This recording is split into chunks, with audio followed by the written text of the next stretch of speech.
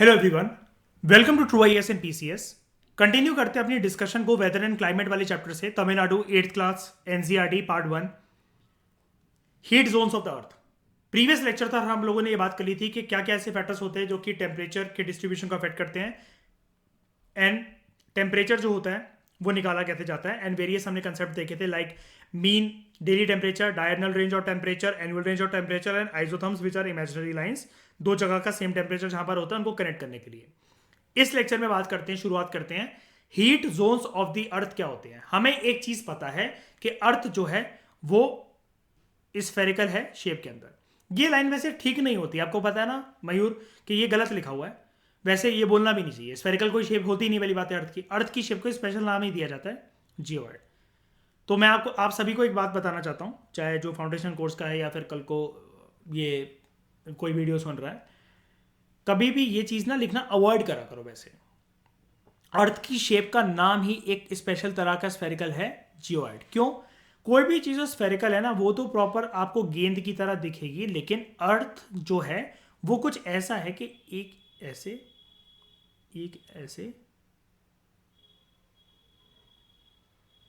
एक मिनट रुकना।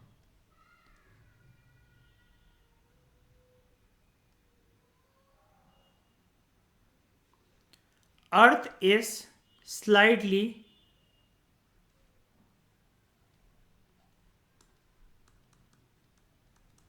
Flattened at the side of poles, इसलिए उसकी शेप को जियोइड कहा जाता है। ऊपर से ना अर्पित, यहां से और यहां से चपटा है थोड़ा सा, इसलिए स्फेरिकल नहीं कह सकते। कॉस्को की बॉल के चपटी होती है अर्पित यहां से, है ना? कोई भी बॉल या कैसे भी, और वो सारी स्फेरिकल होती है। फुटबॉल बास्केटबॉल चपटी होती है किसी दो साइड से, नहीं है ना ये। हाँ ये है लेकिन चपटा। ओके, तो ये जो फैक्ट है कि अर्थ जो है स्फेरिकल है इन शेप के अंदर, it results in different parts of the अर्थ, उनको अलग अलग हीट मिलती है। अब तो ये चीज समझ गए ना प्रीवियस लेक्चर पे, अब तो ये बार बार बताने की जरूरत नहीं है ना। स्फेरिकल की वजह से सूरज की किरण, ये मैं सिंपली इसके 3 डायग्राम बना देता हूं, मुझे फटाफट बता देना। किसी को कुछ भी समझना है बेझिझक पूछ लेना, कोई टेंशन नहीं है। पूरे पूरे पैसे वसूला करो। सबसे ज्यादा मिलेगी हीट यहां पर, और उससे कम ये स्लांटिंग वालों को। बताओ, इतना समझ में आ गया ना? अब मैं वो बनाकर अगर ये ऐसे करूँ तो ये अगर अर्थ है और यहाँ पर सन है, तो अब चीज़ समझ गए ना? तो सबसे ज़्यादा जो जो हीट पड़ेगी वो इन ट्रॉपिकल रीजन्स में पड़ेगी, और यहाँ से तो हीट जो है लाइट की तरह एक स्लांट कर जाएगी। बस ये चीज़ क्लियर है ना आपको? अब इसी इसी फंडे के बेसिस पे ना अर्थ जो है ना वो हीट जोन्स में डिवाइड हो जाता है। हीट जोन्स मतलब क्या? ज़्यादा गर्मी कहाँ पे, उससे कम गर्मी कहाँ पे, उससे कम गर्मी कहाँ पे, उससे कम गर्मी कहाँ पे, और ठिठुरती हुई ठंड कहाँ पे। ठीक है,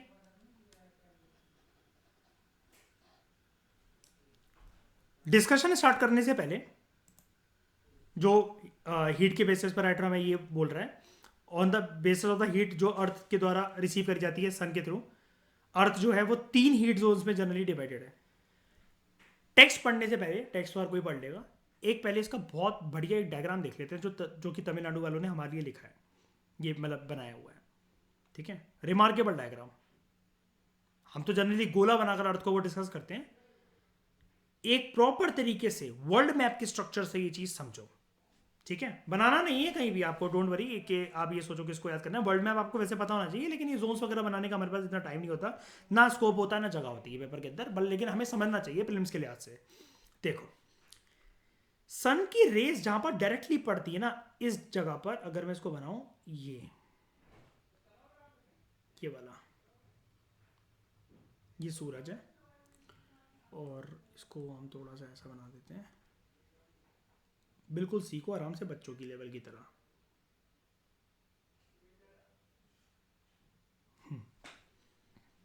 जहां पर ये सबसे ज्यादा जो गर्मी ये पड़ रही है ना, ये यहां पर, ये है टॉरेट जोन, ये है टॉरेट जोन। अब ये चीज पता है क्या शो करता है? ये चीज पता है क्या शो करता है? अगर आप इस डायग्राम को देखो तो सन आपको बीचों बीच तो नहीं दिख रहा ना इस डायग्राम के, थोड़ा सा नीचे की साइड पे दिख रहा है ना, कि नहीं दिख रहा है बताओ, है ना? और ये जो अगर आप वर्ल्ड मैप के डायग्राम के लिहाज से अगर आप इसको देखो, ये जो टॉरेट जोन है ये भी थोड़ा सा मतलब अगर आप इसको पूरा ऊपर की साइड मान लो, इसको नीचे की साइड मान लो, तब भी ये बराबरी में बीच में तो नहीं है एकदम टॉरेट जोन, नहीं ना, थोड़ा सा नीचे ही है ना टॉरेट जोन, मतलब ये वाला जो जोन है थोड़ा सा नीचे ही है ना वर्ल्ड मैप के लिहाज से अगर हम इसको देखें तो। इक्वल में तो इक्वल पार्ट में तो डिवाइड नहीं हुआ ना कि मैंने ऐसे बनाया बिल्कुल बिल्कुल बीचों बीच से ऐसे दो लाइनें जा रही हैं, बताओ ऐसा तो नहीं है ना ये डायग्राम, थोड़ा नीचे ना। ये चीज पता है क्या शो करता है सन जहां से धूप मारती है, जहां पर सबसे ज्यादा गर्मी पड़ती है ना ट्रॉपिक्स में, वो थोड़ा सा नीचे की साइड पे है, थोड़ा सा नीचे, पता नहीं लगता, फील नहीं होता, लेकिन है।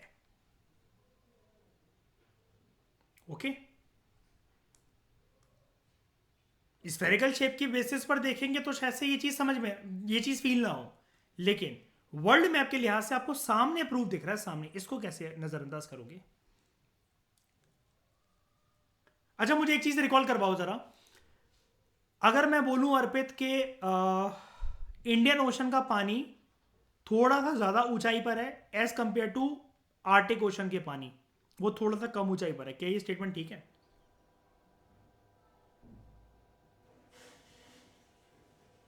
मतलब क्या मैं ऐसा बोल सकता हूं कि सारे ओशन सेम लेवल पे नहीं होते, पानी उनमें थोड़ा ऊपर नीचे होता है? नहीं होता, नहीं होता पूरे दुनिया का जो ओशन वाटर है और सारे ओशन कनेक्टेड है एक दूसरे से, तो यानी कि कुल मिलाकर 100 बातों की एक बात, पूरी दुनिया का पानी एक समान लेवल पर है।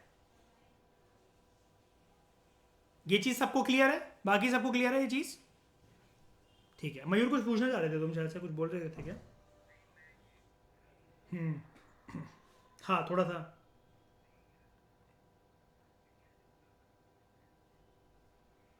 हाँ हाँ हाँ ठीक है, लेकिन वो इक्वेटर से ऊपर है, लेकिन फिर भी ये चीज़ याद रखना। देखो ना, ये देखो इक्वेटर की लाइन ये जा रही है यहाँ से, डॉटेड लाइन ये वाली, ठीक है, इंडिया देखो यहाँ पर ये रहा, और ये इंडिया जो है, अगर मैं 0 डिग्री की ये वाली जो लाइन आ रही है ये वाली, ये वाली, और इक्वेटर की कहाँ गई, ये वाली, ऐसे, तो इंडिया ये आपको नॉर्थ ईस्टर्न हेमिस्फेयर में यहाँ दिख रहा है, यहाँ ये रहा इंडिया,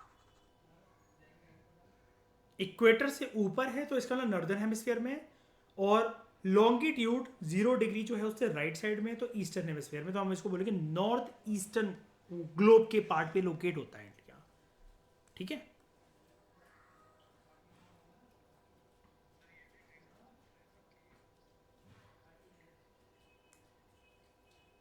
तो साउथ में कहां पर मतलब? नहीं उधर, नहीं नहीं नहीं नहीं नहीं, उधर उधर तो प्रॉपर तरीके से लैंड ब्रीज सी ब्रीज वाला फिनोमेना काम करता है प्रॉपर। हाँ, और उधर बहुत सारे, हाँ नहीं नहीं वो वेजिटेशन वगैरह भी है, नहीं रिलेशन है, वो ट्रॉपिक्स में लाई करती है पूरी कंट्री, मतलब वैसे भी है यहाँ पर, लेकिन ये वन ऑफ द रीजन है, मतलब ऐसा नहीं कि हम उसको टोटल इग्नोर कर सकते हैं, टोटल इग्नोर इसलिए नहीं कर सकते, इंडिया पूरी तरीके से ट्रॉपिक्स में नहीं आता, देखो आधा पार्ट पूरा का पूरा ये बटा हुआ है, हम कहते हैं ना अक्सर एक लाइन पढ़ते हैं हम लोग, Tropic of Cancer almost India को बिल्कुल बीचों बीच में से काटता है, इंडिया को दो पार्ट में डिवाइड कर देता है बिल्कुल, मतलब 50% ऊपर 50% नीचे, है ना। तो नीचे वाले लेवल पे ना वेजिटेशन की प्रोडक्टिविटी बहुत होती है, क्योंकि जहां धूप पड़ेगी ना, जहां उमस रहेगी, तो फसल फलती फूलती है। एक मोटिवेशन के तौर पे आपने कहीं पर संदीप माहेश्वरी या फिर सोनू शर्मा को अगर सुना, तो एक चीज मतलब क्या है कि जैसे हमारी एक आदत होती है, जैसे अवध ओझा सर भी कहते हैं, मतलब ये वाली बात मैं ऑन रिकॉर्ड यहां पर बोलना चाहूंगा, देखो कि अ, हमारी हमारा ये करता है कि मन ये करता है कि हमें फ्रूट मिल जाए, लेकिन प्रेशर और हीट कोई और सहन कर ले, तो भगवान ने एक बारी क्या करा कि क्रॉप्स की बड़ी एक वो रहती थी कि यार हमें इतना इंटेंस हीट प्रेशर वगैरह सहन करने को मिलता है, तो भगवान ने ना उस साल ज़्यादा बारिश करवाई, ना ज़्यादा धूप करवाई, ना ज़्यादा आंधी हुई, ना कुछ हुई। अब प्रेशर झेलने की आदत थी नहीं क्रॉप्स को, तो आपको पता है रिजल्ट क्या निकला? रिजल्ट ये निकला कि क्रॉप्स जो उगे, जो हार्वेस्टिंग के बाद, उनके अंदर से कोई अंकुर ही नहीं निकला, कोई बीज ही नहीं निकला, कोई क्रॉप ही नहीं निकला। ये चीज ये शो करती है कि आप जब तक पकोगे नहीं ना अंदर से, तब तक आप अंदर से खोखले जिंदा लाश की तरह रहोगे। और ये चीज कुदरत में ये चीज देखी गई है कि जब ना ज्यादा खलबलाहट नहीं होती ना खेतों में, कि ओले भी नहीं गिरे, वो भी नहीं गिरे, सेफ साइड पर फार्मर ने कुछ ग्रो करने की कोशिश करी, कीड़ों से भी बचा लिया, सब चीजों से बचा लिया, अंदर खोखली फसल पैदा होती है। और ये यूनिवर्स आपको खुद प्रूव करता है डैट बेटा सहन तो करना पड़ेगा heat and pressure and temperature, उससे तो भाग ही नहीं सकते। क्योंकि उसके बाद जो कॉन्फिडेंस आता है ना वो इतने नेक्स्ट लेवल का होता है कि जिसकी कोई हद नहीं होती, स्काई रॉकेट। तो सबसे पहले जोन की बात करते हैं हम लोग, torrid zone. What is torrid zone? ये नाम शायद से आपने एनसीईआरटी में नहीं सुना होगा, टेम्परेट और फ्रिजिड तो आप सुन लेते हो।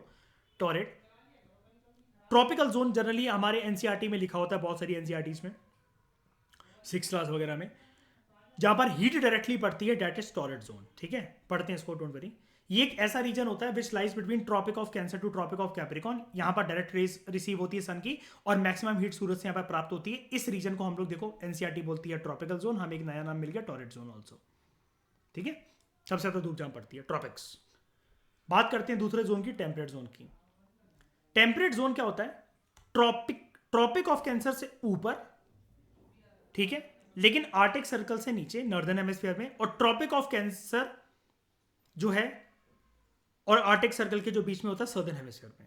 मतलब ये जो जितना आपको ग्रीन वाला हिस्सा दिख रहा है, ये वाला, ये ऊपर नॉर्दर्न हेमिस्फीयर, सदर्न हेमिस्फीयर लिखा भी हुआ है, देखो यहाँ पर टेम्परेट जोन, टेम्परेट जोन। ये देखो Arctic Circle plus Tropic of Cancer, इनके बीचों बीच का हिस्सा, इसके नीचे नहीं जाएगा, ट्रॉपिक ऑफ कैंसर के नीचे, और ट्रॉपिक ऑफ कैप्रिकॉर्न के ऊपर नहीं जाएगा, और आर्टिक और एंटार्क्टिक सर्कल, ये सदर्न हेमिस्फीयर, नॉर्दर्न हेमिस्फीयर। बता देते हैं इसको, क्लीन कर देते हैं। ये लो, अब देखो, ठीक है, इजी सी बात है। तो इधर इधर लाई करता है, यहाँ पर थोड़ी सी सन की जो रेज है ना वो थोड़ी सी यहाँ पर स्लांट करना इस जोन में शुरू कर देती है, और जो एंगल होता है सूरज की किरणों का वो पोलर रीजन्स तक इस जोन से ही होते होते वो डिक्रीज होना शुरू कर देता है। यानी कि सूरज की किरण अब गर्मी ना लेते जाते हुए सिर्फ एक टॉर्च लाइट की तरह काम करती है, और यहां पर हमें इसलिए मॉडरेट टेम्परेचर देखने को मिलता है। ठीक है, मॉडरेट टेम्परेचर का मतलब क्या होता है? ना ज्यादा ठंड ना ज्यादा गर्मी, क्या मैं कह सकता हूं, है ना? इसलिए यहां पर आपको यहां पर ग्रासलैंड्स वगैरह बहुत देखने को मिलेंगे टेम्परेट कंट्रीज में। वो अलग अलग होते हैं, वो हमारे देश में भी होते हैं, ऐसा नहीं कि हमारे देश से कुछ गायब होते हैं, वो हम पढ़ेंगे। अभी हमारा बस जो अभी जो चैप्टर एनवायरनमेंट का चल रहा है ना, इसकी नेक्स्ट बात, दुनिया के सारे प्रकार के आपके जंगल आपके कवर हो जाएंगे, उसमें आप प्रो लेवल के हो जाओगे। और अर्पित, मैं आपको प्लेलिस्ट दे दूंगा, PMFIS के सारे लेक्चर्स खत्म कर लेना तब तक, ताकि जो भी फ्रेशर स्टार्ट होगा ना तो वो आपको सारे कंसेप्ट समझ में आ जाए, ताकि, है ना।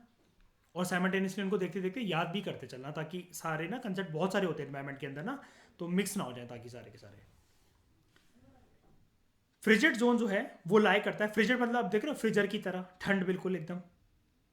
It lies between Arctic Circle in the North Pole, northern hemisphere में, और Antarctic Circle and South Pole in the southern hemisphere, और इसी को हम लोग बोलते हैं पोलर रीजन।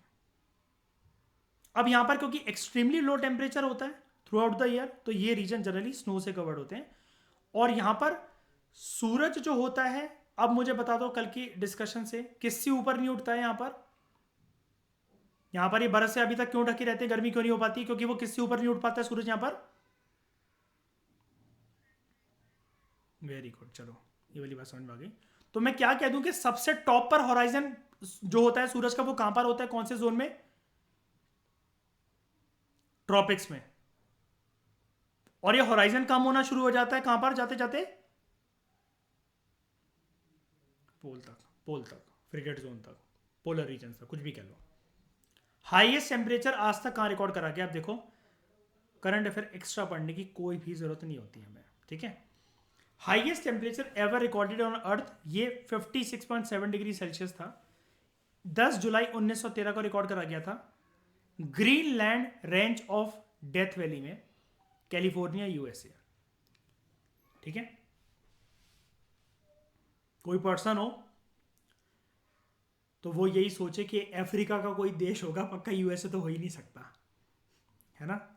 ज्योग्राफी लेकिन क्या होता है कि देखो, ज्योग्राफी, इन्वायरमेंट और साइंस है ना, इंसान की थिंकिंग के साथ खेल खेलती है। जो हम सोचना, जो लॉजिक लगाना, जहां से सोच के उसको आंसर मार्क कर देते हैं ना, उसके बाद तो साइंस, ज्योग्राफी, इन्वायरमेंट ऐसे सब्जेक्ट्स का तो लॉजिक शुरू होता है। लोएस्ट टेम्परेचर आज तक कहां रिकॉर्ड करा गया है? सोवियत वोस्टोक स्टेशन में, अंटार्कटिका में, -89.2 डिग्री सेल्सियस। 21 जुलाई 1983 को। मतलब ये इतना लोएस्ट है टेम्परेचर, आप इमेजिन कर पा रहे हो? इंसान अगर बाहर निकल गया ना सूसू करने तो सूसू फ्रीज हो जाएगी।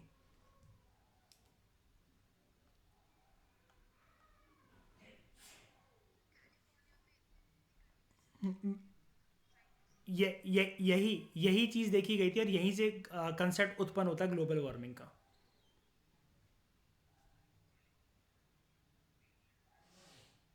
ये वैली है वहां पर, जगह एक जगह है। हाँ हाँ, जगह का नाम है जगह।